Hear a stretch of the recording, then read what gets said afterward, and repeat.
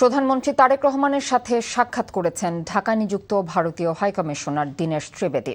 সচিবালয়ে অনুষ্ঠিত সাক্ষাতে তারেক রহমান ত্রিবেদীকে বলেন, বাংলাদেশ আশাবাদী যে দণ্ডপ্রাপ্ত আসামি শেখ হাসিনাকে ফেরত দেবে ভারত। পরে স্বরাষ্ট্রমন্ত্রীর সঙ্গে সাক্ষাতে শেষে দীনেশ ত্রিবেদী বলেন, দুদেশের সম্পর্ককে আলোচনার মাধ্যমে এগিয়ে নেওয়া সম্ভব। খান আলামিনের রিপোর্ট।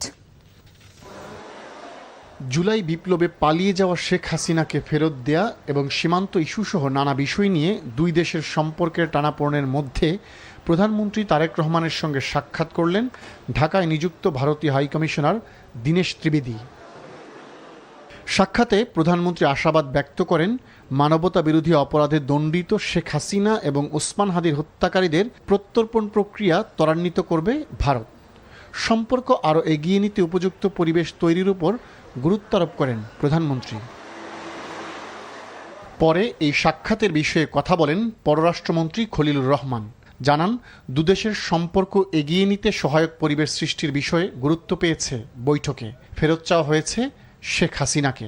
তার যদি কিছু বক্তব্য থাকে, আত্মপক্ষ সমর্থনের কিছু থাকে, সেটা আদালতে বলবে।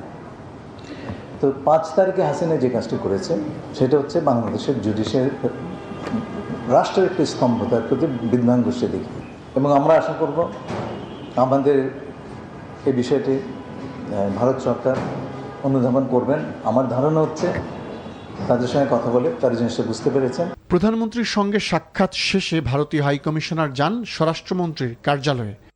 স্বরাষ্ট্রমন্ত্রী অতীতকে পেছনে ফেলে দুই দেশের বন্ধুত্বপূর্ণ সম্পর্ককে সুদৃঢ় করার উপর জোর দেন। পরে ভারতীয় হাইকমিশনার গণমাধ্যমকে বলেন, দুই দেশের সম্পর্ক আলোচনার মাধ্যমে সমাধান করা সম্ভব।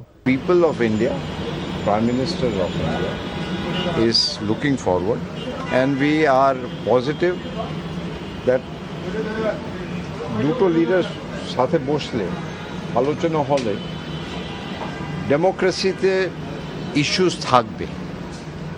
ইস্যু না থাকলে ওইটা ডেমোক্রেসি নাই।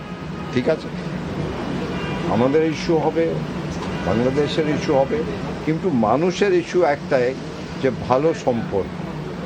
ভারতের জনগণ ও প্রধানমন্ত্রী নরেন্দ্র মোদী বাংলাদেশের সাথে সুন্দর সম্পর্ক বজায় রাখতে আগ্রহী বলে জানান দীনেশ ত্রিবেদী।